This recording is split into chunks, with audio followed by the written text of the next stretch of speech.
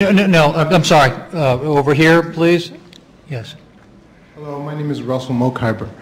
I have a question for Professor Lewis. The British press reported in 1997 that your views on the killing of 1 million Armenians by the Turks in 1915 did not amount to genocide, that your view was it was not genocide.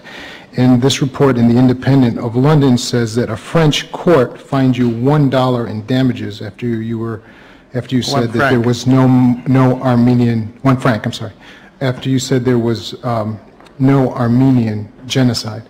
And this triggered obviously a debate in Israel where according to this article.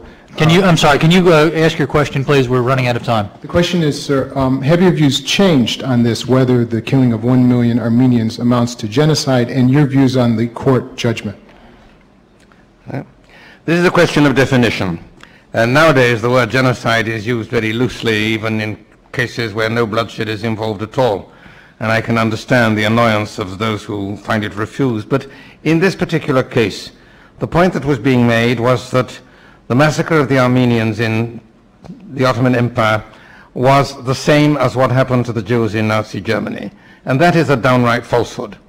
What happened to the Armenians was the result of a massive Armenian armed rebellion against the Turks, which began even before war broke out and continued on a larger scale. Great numbers of Armenians, including members of the armed forces, deserted, crossed the frontier, and joined the Russian forces invading Turkey. Armenian rebels actually seized the city of Van and held it for a while, intending to hand it over to the invaders. There was guerrilla warfare all over Anatolia. I mean, this was what we nowadays call a national liberation movement of the Armenians against Turkey. And the Turks certainly resorted to very ferocious methods in repelling it. There is clear evidence of a decision by the Turkish government to deport the Armenian population from the sensitive areas, which meant virtually the whole of Anatolia, not including the Arab provinces, which were then still part of the Ottoman Empire. There is no evidence of a decision to massacre. On the contrary, there is considerable evidence of attempts to prevent it, which were not very successful. Yes, there were tremendous massacres. The numbers are very uncertain, but 1 million may well be likely.